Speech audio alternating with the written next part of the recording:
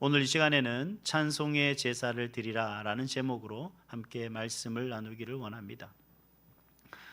찬송의 제사를 드리라 라고 하는 그 말의 의미를 좀 우리가 되새겨보고 과연 찬송의 제사를 드리는 것이 무엇인가 하는 부분에 대해서 함께 살펴보고자 합니다.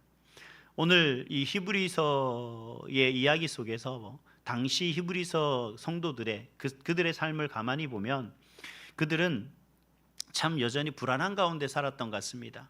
어떤 의미에서 불안이냐면 그들은 지금 하나님을 믿는 믿음을 가지고 가려고 하고 있지만 그들이 하나님을 믿고 그 하나님을 의지하고 그리고 그들이 예수가 그리스도 되심에 대한 믿음을 가지고 많은 사람들에게 고백하며 살아가는 그 삶이 결코 녹록지만은 않았습니다.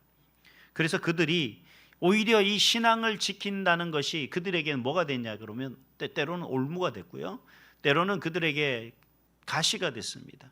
왜냐하면요, 이 신앙을 지킨다는 그 삶이 편해지는 것이 아니라 더 불안해지고 또 삶이 정말 견고해야 되는데 더 흔들리고 또 뭔가 많은 사람들하고 기뻐하고 즐거워할 수 있는 삶이 되어야 되는데 더 외로워지는 그런 삶의 모습이 됐다는 겁니다.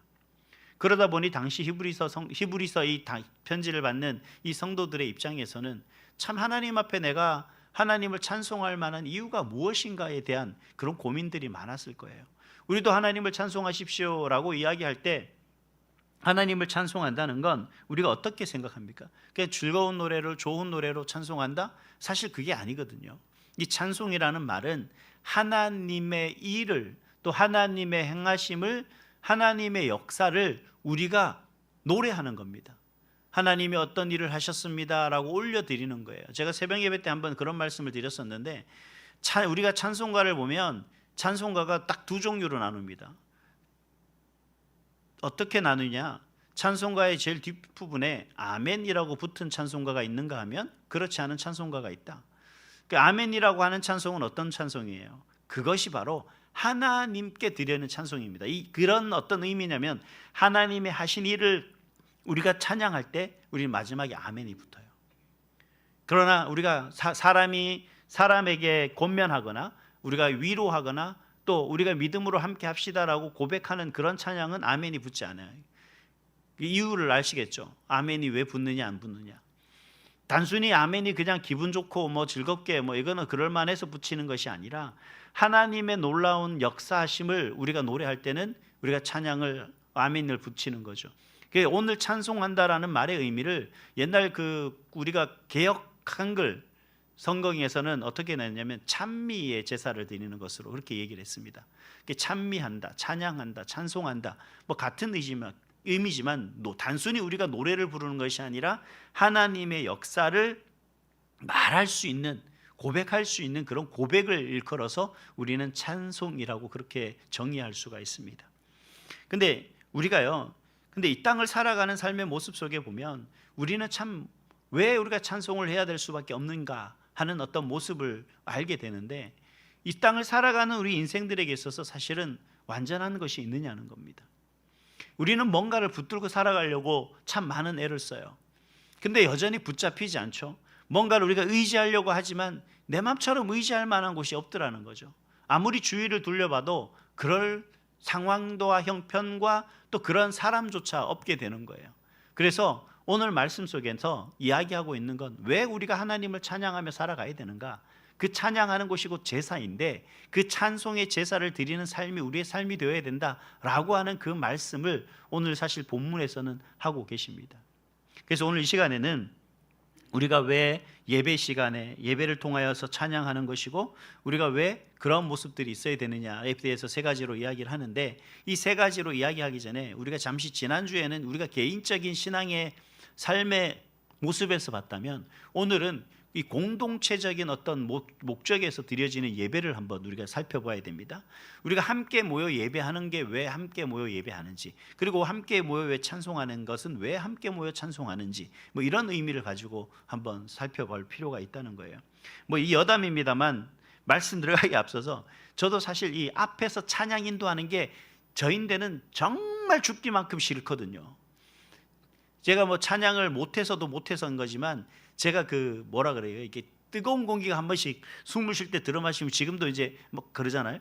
제가 이렇게 숨을 들어 마실 때 뜨거운 공기가 오면, 건조한 그 공기가 들어오면 제가 순간 숨을 못 쉬는 거예요. 이렇게 멈추는 거예요. 아내가 저보고 그래요. 하품 좀 그만하라고. 하품하는 게 아니고 숨을 못 쉬니까 그렇게 나타나는 현상들이 이제 생기더라고요. 언제부터인지 모르겠는데, 전에는 제가 찬양 인도하고 할 때는 전혀 그런 게 없었는데, 어느 순간 뭔가 모르게 그 공기가 안 맞으면 그렇게 되더라고요. 그러니까 저는 그래서 찬양하는 것이 참 힘들었습니다. 근데 지금 하니까 뭐 어쨌든 간에 제 하기가 좋긴 좋네요. 재밌는데, 하나님을 찬양하는 그 일이 우리가 기쁨으로 하는 것이지, 뭐 앞에서 좀 인도 못하는 건 여러분 다 아시는 얘기니까 뭐 그런 걸 떠나서, 함께 하나님이 우리에게 행하신 일들, 하나님이 우리에게 베풀어 주신 은혜를 그 하나님 앞에 감사할 수 있는, 우리가 함께 모여 하는 이 자체가 우리에게 귀하고 값진 것이다라는 사실을 우리가 좀 기억하시고 오늘 말씀을 함께 나눴으면 좋겠습니다. 먼저 우리가 왜 우리가 공동체적인 그런 예배를 드리는데 이 찬송의 제사를 드려야 되느냐? 우리는 하늘의 소망을 품은 그러한 나그네 공동체이기 때문에 그렇습니다. 이 말의 의미를 좀 보려면, 우리가 히브리서 교회를 향해서 그 히브리서 저자가 한 이야기 14절 말씀입니다. 14절 말씀에 우리 보면은 뭐라고 이야기하냐면 이렇게 시작합니다. 우리는 여기에는 영구한 도성이 없고, 이렇게 시작하는 것을 볼 수 있습니다. 즉 다시 말하면 우리가 이 땅에서 영원토록 머물 수가 없다라는 것을 의미하는 말이에요. 저와 여러분들은, 이 땅의 그리스도인들은, 우리가 이 땅에 완전하게 어떤 뿌리를 내리고 사는 사람들이 아니죠. 그리고 우리가 이 땅에서 영원히 살 수 있을 거라고 생각하는 사람들은 아무도 없을 겁니다. 왜냐하면 우리는 이곳에 유한한 존재로 왔습니다. 그렇죠? 언젠간 우리가 이 땅에서 사라질 날이 올 거라는 거예요. 그게 언제인지는 모르겠지만, 이제 뭐 여러분들은 앞으로 좀 100년만 더 사시면 그날이 올 수 있을지는 모르겠습니다만, 우리가 찾아가고 우리가 생각하는 그러한 땅이 이곳이 아니다라는 거예요. 근데 오늘 히브리서 저자는 그것을 이렇게 얘기합니다. 영구한 도성은 이 땅에 없다. 이 땅에는 영원한 그러한 성이 없다라고 그렇게 이야기를 합니다. 영원한 도성, 영구한 도성은 어떤 성입니까? 말 그대로 잠시 머무는 게 아니죠. 내가 그곳에 이제 영원토록 내가 모든 것을 안정된 그러한 곳이죠. 그래서 흔들리지 않는 곳이고, 최종적으로 내가 의지할 수 있는, 그리고 나를 지킬 수 있는 그러한 곳이 바로 영원한 도성이 되는 겁니다. 근데 히브리서 기자가 그런데 단호하게 그런 얘기를 해요. 이 땅엔 그러한 곳이 없다. 왜이죠? 여러분, 이 땅에 보세요. 우리나라만 보더라도 수많은 교회들이 다양한 크기의 다양한 건축 양식을 가지고 크고 작은 교회들이 엄청나게 많지 않습니까? 근데 그런 것을 볼 수 있어요. 어느 순간 그 교회들이 사라지는 것도 보고요, 또 어느 순간 그곳에 교회가 새로 나타나는 것도 보게 되죠. 이런 게 어떤 의미를 얘기하냐면, 교회라는 게 영원할 수는 없는 거예요. 이 땅에 아무리 좋은 많은 돈을 들여서 견고하게 교회를 짓는다 할지라도 그것은 외형적인 도성일 수는 있겠지만, 그곳이 안정적인 건물로서의 형태는 남아있을 수 있겠지만 영원할 수는 없다는 거죠. 우리에게 완벽한 곳은 아니라는 겁니다. 그 건물 자체가 뭐 신성시되고 거룩한 곳이 아니라는 거예요.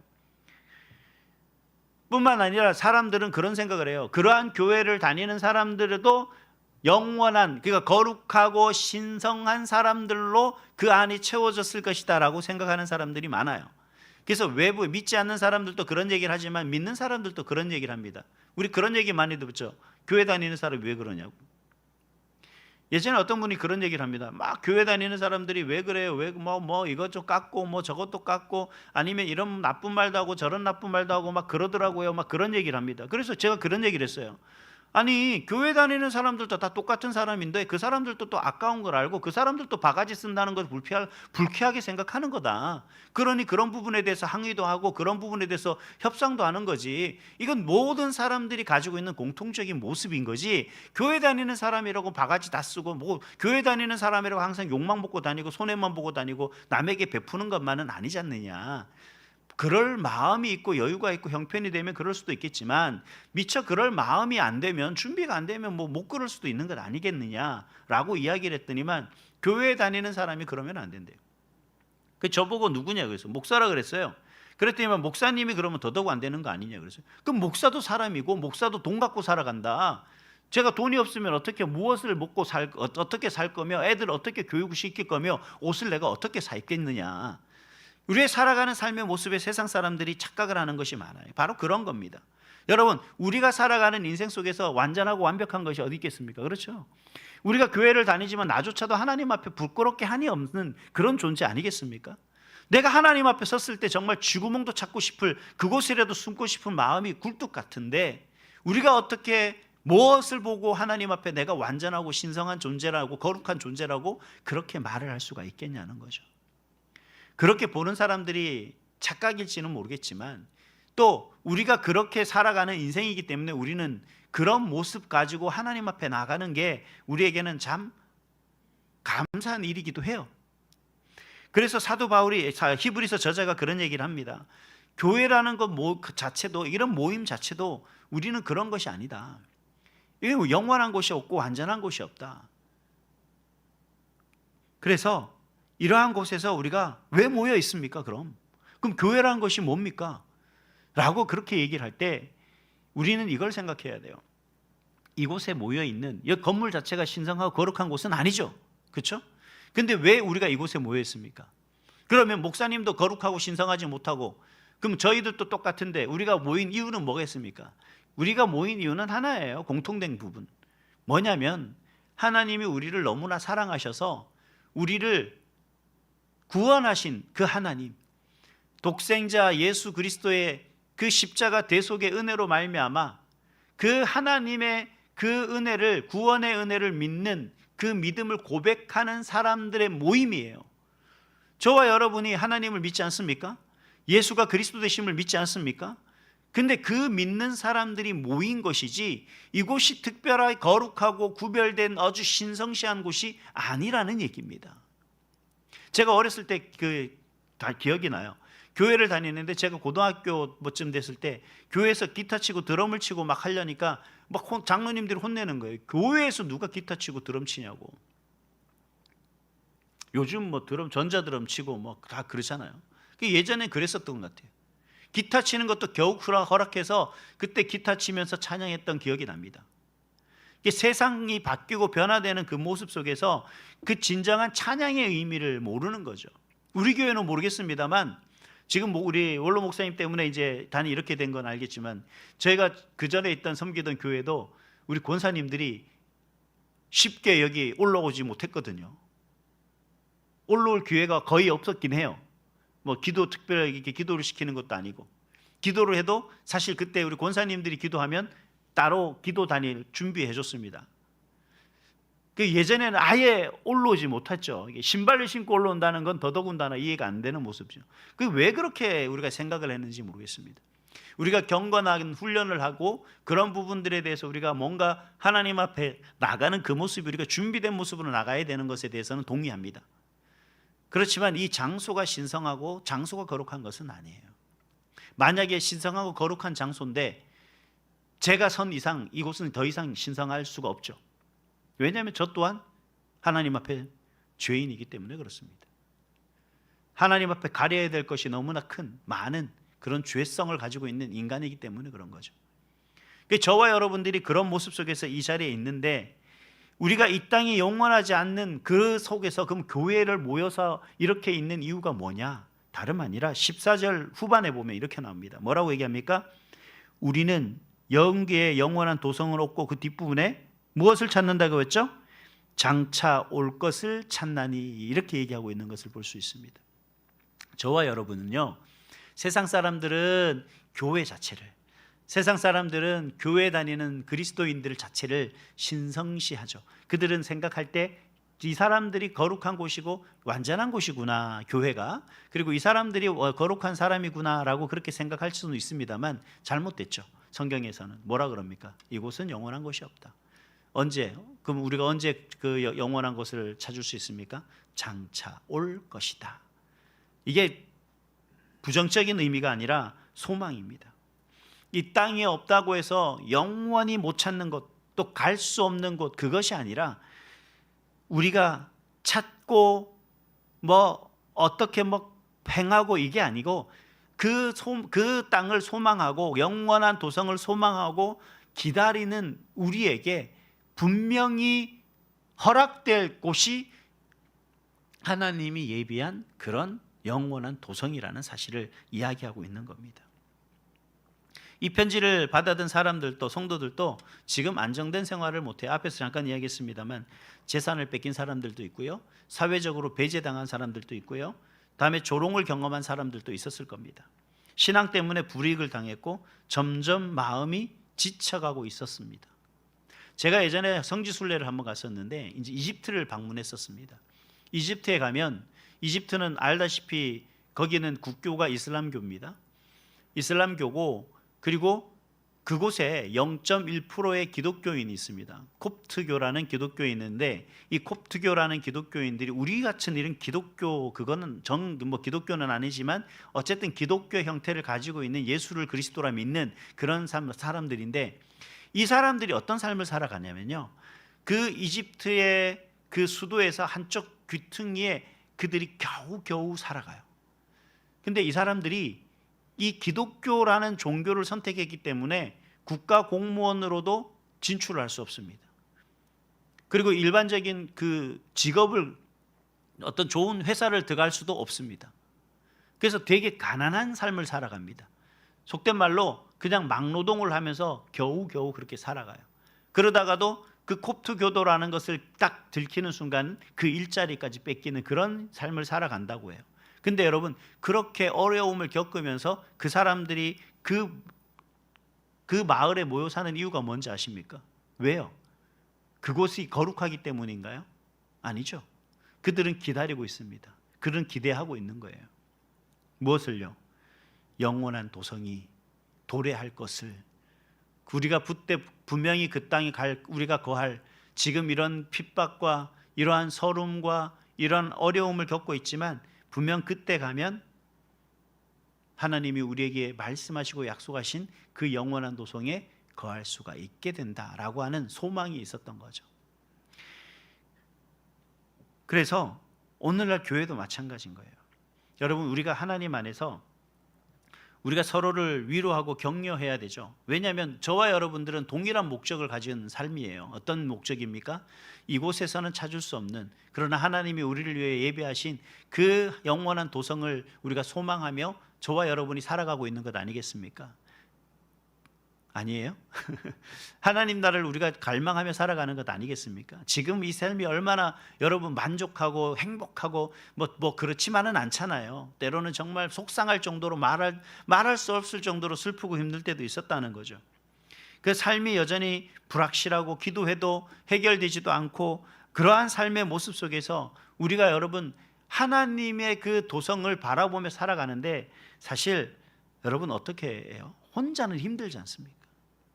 그러니까 예배라는 게 바로 이게 하나님을 찬송한다는 이 모습 속에서 그 영원한 도성을 바라보는 저와 여러분들이 함께 서로를 위로하고 격려하면서 앞에서 끌어주기도 하고, 때로는 뒤에서 밀어주기도 하고, 때로는 위로하고, 때로는 격려하면서 우리가 나아가는 건데, 그 나아가는 걸 우리가 함께 고백하는 거예요. 뭘 고백하는 거예요? 하나님이 나의 구원자 되시고 하나님의 그 사랑과 은혜로 말미암아 예수 그리스도를 우리가 믿음으로 구원을 얻는다는 그 놀라운 하나님의 복음을 우리가 믿기 때문에, 그리고 우리가 지금은 이 땅에서 완전하지 않고 불완전한 모습 속에서 힘들고 어렵게, 때로는 손해보며 많은 손가락질 당할 때도 있고 말도 안 되는 것을 억울하게 당하는 그런 삶을 살아간다 할지라도, 우리가 하나님 나라를 바라보며 살아가는 그런 삶으로 살자라고 서로 위로하고 격려하며 나갈 수 있는 그런 공동체적 삶의 모습 속에서 되어지는 고백인 거예요. 그래서 이런 경우를 얘기하는 거예요. 힘들지, 그래 힘들지만 우리가 믿음으로 일어섭시다. 우리 같이 한번 기도해 봅시다. 오늘은 힘들지만 하나님이 매일 힘들라고 하지는 않을 거야. 하나님이 분명 역사해 주실 거예요. 우리 성도님의 그 마음, 집사님, 권사님, 장로님의 그 마음을 하나님 아실 겁니다. 우리 함께 그 하나님을 의지하며 그 하나님의 역사를 기대하며 함께 기도하며 나갑시다. 그래서 하나님 앞에 함께 그 하나님의 은혜를 구하고 하는 이 모든 고백이 뭐라고요? 찬송이라는 겁니다. 이 고백이 저와 여러분 가운데 있는 그 고백이 되어야 되는 거예요. 이게 진정한 하늘의 소망을 품는 사람이고, 그래서 저와 여러분은 이 땅에 나그네로 온 그런 삶의 모습이고, 그리고 우리는 나그네로서 하나님 나라를 소망하는, 하나님의 영원한 도성을 소망하는 그런 공동체인 거죠. 그래서 우리가 이곳에 모여서 예배하는 겁니다. 그래서 우리가 이곳에 모여서 함께 서로의 신앙을 격려하고 독려하면서 하나님 앞에 나아가기를 그렇게 소망하고 갈망하는 거예요. 그렇기 때문에 우리는 어떻게 해야 됩니까? 우리가 예수 그리스도를 중심에 두고 함께 하나님을 고백하는 그런 공동체가 되어야 됩니다. 교회 공동체라는 것이 앞에서도 말씀드렸지만 완전하지도 않고 또 이게 불안합니다. 왜냐하면 완전하지 않기 때문에 그런 거죠. 불완전하다는 것은 때로는 죄성이 강해서 우리가 더 큰 죄를 쫓기도 하고요, 행하기도 하고요, 아니면 연약해져서 하나님 아닌 다른 것을 바라보기도 하고 그것을 사모하기도 하고 그것을 의지하기도 하거든요. 그래서 우리는 사실 어떤 게 필요하냐면, 그때는 누가 필요합니까?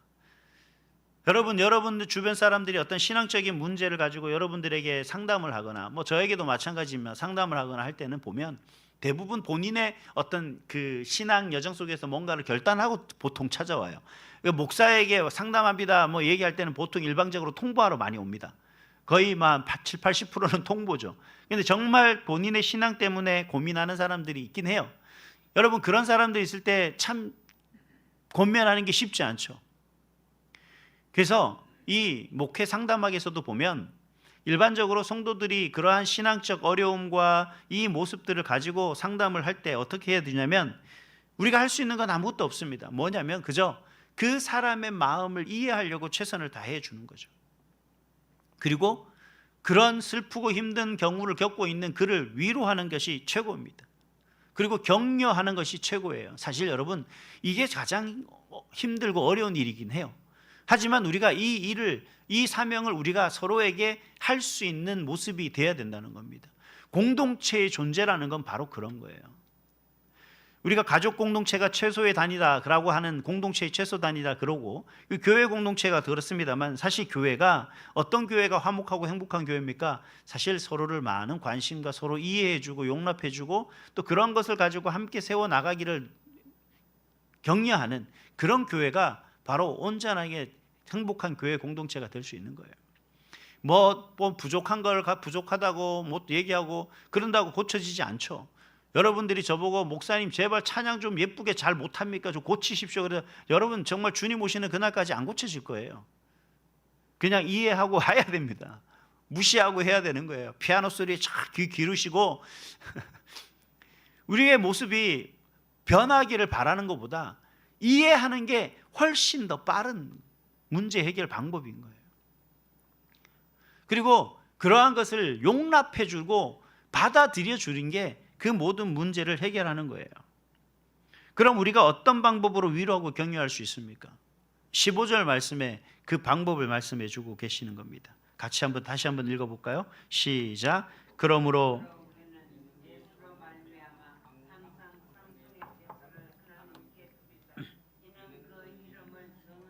입술의 열매니라. 아멘. 자, 여기서 보면 제사는 누가 드린다고 했죠? 누가 드려야 한다고요? 우리라고 했습니다. 우리가 드려야 되는 거예요. 그러니까 이 말의 의미는, 지난주에 우리가 예배를 드린, 내 자신이 예배하는 그 삶의 말씀을 드렸는데, 이제는 오늘 공동체적인 부분에서 예배를 드리는 우리를 얘기할 때 우리가 봐야 되는 거예요. 우리는 어떤 제사를 드려야 되냐면, 어떤 제사를 드려야 된다고요? 어떤 방법으로? 찬송의 제사를 드려야 된다라고 이야기하고 있습니다. 이 찬송의 제사는 깊은 의미가 있는데 뭐 두 가지로 얘기했습니다. 하나는 고백이에요. 감사의 고백입니다. 우리가 일반적으로 이 개인적인 어떤 감정을 표현하는 고백이 아니에요. 그러니까 나는 오늘 기분 좋으니까 뭐 흥흥흥 그러고 하는 이런 감정적인 어떤 고백이 아니라, 하나님 안에서 정말 하나님이 나를 통해 역사하실 그 일들을 기대하는 그 하나님의 이름을 높이는 거예요. 즉 하나님이 어떻게 해주실 것이라고 고백하는 그 고백이죠. 이 고백은요, 아름다운 곡조가 필요한 게 아닙니다. 그냥 여러분의 입술로 말하는 그 자체가 고백인 거죠. 여러분 지금 제가 말하지만 이 말하는 이 톤에도 소위 말하는 계명이 있잖아요. 그렇죠? 높낮이가 있잖아요. 음에. 그 자체가 뭐냐면 찬양이 되는 거예요. 찬송이 되는 거예요. 그래서 우리가 기도하는 것 자체가 뭐 한계 제사 기도가 우리가 뭐 특별한 그런 어떤 뭐 기도의 능력이 그런 게 아니라 우리가 기도하는 것도 즉 찬송의 제사가 될 수 있는 거죠. 즉 하나님 앞에 내 문제를 내 아픔을 토로하는 게 아니라 그러한 나를 여전히 참고 인내하시며 바라보고 있는 그러한 고백을 하는 그 찬양이 바로 찬송의 제사다라는 겁니다. 근데 여기서 지금 히브리서 저자가 이야기하고 있는 건 뭐냐면 그리스도를 중심에 두고 우리의 믿음을 함께 고백하는 것도 바로 찬송의 제사라는 것을 더불어 이야기하고 있습니다. 뭔 얘기냐면 우리의 입술로 고백하는 것 자체가 사실은 쉬운 일이 아니죠. 근데 여러분 우리가 교회에서 함께 예배할 때는 그 고백이 자연스럽습니다.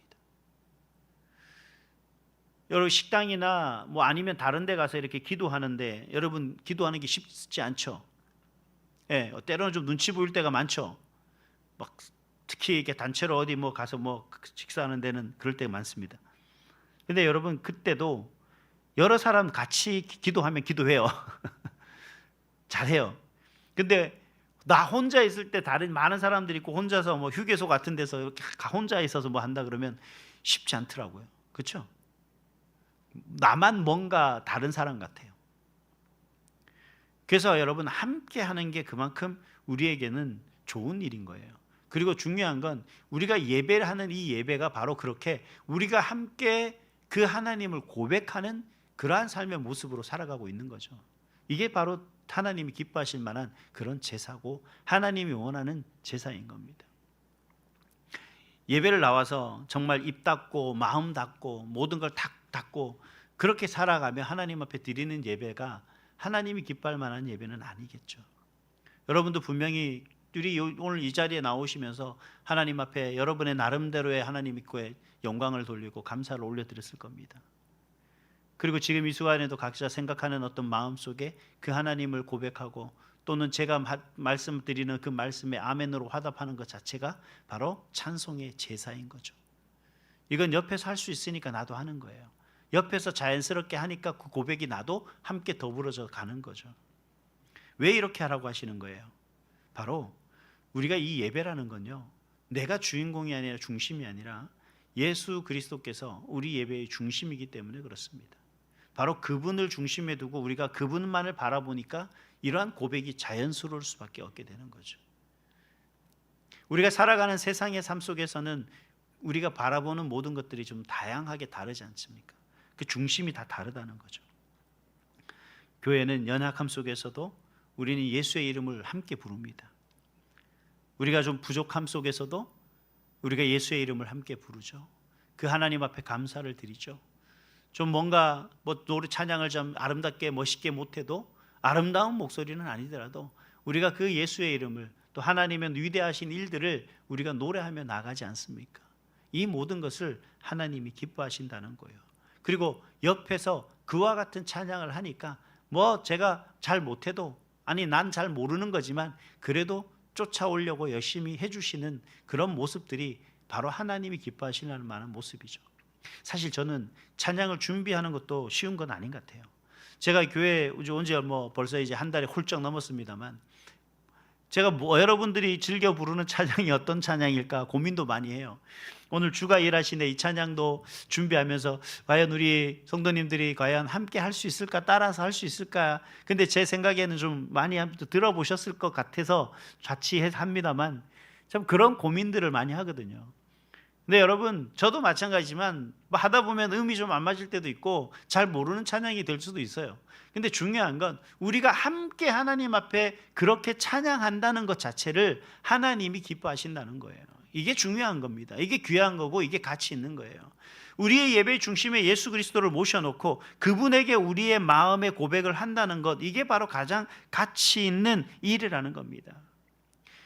이 고백을 우리가 지금 함께 찬양합시다라고 말은 안 하지만, 좀 입을 벌려 찬양해라고 그렇게 격려하진 않지만, 좀 몰라도 따로 해라고 얘기하진 않지만, 옆에서 좀 틀린 또 멜로디로 찬양하는 사람이 있으니까 나도 자신 있겠다 하는 거고, 그냥 부족해도 괜찮으니까 그 마음으로 할 수 있는 게 지금 다 같이 하니까 그런 거죠.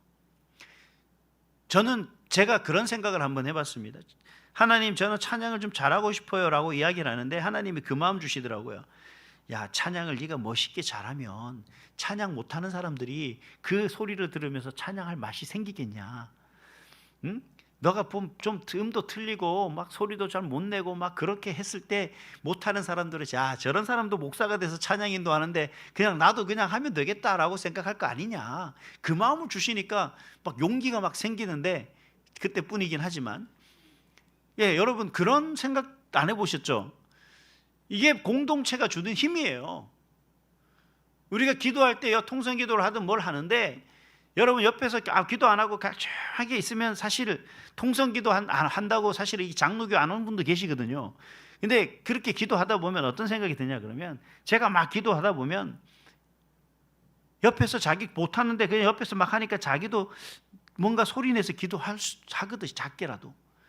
그러다 보면 자기도 모르게 하나님과 깊은 교제가 이루어지고 있는 모습을 발견하게 됩니다. 처음부터 기도 잘하는 사람 없습니다. 그런 모든 모습들이 함께 모여서 이루어져 가는 예배, 그리고 그러한 모습 속에서 함께 고백해져 가는 예배, 이게 바로 우리 공동체가 함께 예배하는, 즉 저와 여러분들이 드리는 이 예배, 이게 진정한 찬송의 제사, 하나님이 원하시는 제사라는 거죠. 바로 교회의 존재는 그러한 고백이 넘쳐나는 곳이 되어야 됩니다. 그게 교회의 존재 목적이에요. 교회가 왜 있습니까? 그 이유는 다름없어요. 그래서 우리가 교회는 예배가 끊이지 않고, 교회는요 기도가 끊이지 않고, 교회는 찬양이 끊이지 않고. 근데 이 모든 걸 이야기할 때 결국은 뭐냐면, 그 모든 것 속에는 우리가 채워나가는 그런 시간들이 되어야 된다라는 겁니다. 하나님은 그걸 바라시고 원하신다라는 세계 말씀인 거예요. 근데 여기까지 하면 저와 여러분, 우리 교회의 모습에서 이제 끝나게 되는 거죠. 근데 여러분, 하나님은 마지막으로 우리에게 이러한 우리 공동체의 삶의 방향을 최종적으로 가르쳐 주고 계신데, 그게 뭐냐 그러면, 이게 우리 공동체의 삶의 방향이 나눔과 돌봄으로 이어져야 한다라는 말씀입니다. 16절을 다시 한번 볼까요? 16절 보시겠습니다. 16절 같이 읽습니다. 시작.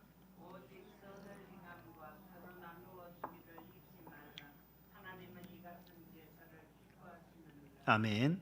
16절을 보면 우리의 삶의 방향과 목적이 믿음의 공동체, 즉 교회 공동체 안에서만 이루어지는 것으로 한정하지 않고 확장해 나갈 것을 말씀하고 있는 말씀이 바로 16절 말씀입니다. 여러분, 아들을 둔 어머니는요, 남편을 사랑할까요? 아들을 사랑할까요? 아들을 사랑하죠. 아들, 그놈의 아들. 네. 남편은 안중에도 없더라고요. 그래서 전 아들을 안 낳습니다. 왜 그렇게 저는 잘 이해를 못 하겠습니다. 좀 그렇게 우리 삶의 모습이 그렇게 좀 한정된 삶을 살지 말고, 집사님도 아들밖에 생각이 안 나죠 지금. 좀 있으면 군대 간다고요? 어떻게 매일 울게 생겼는데.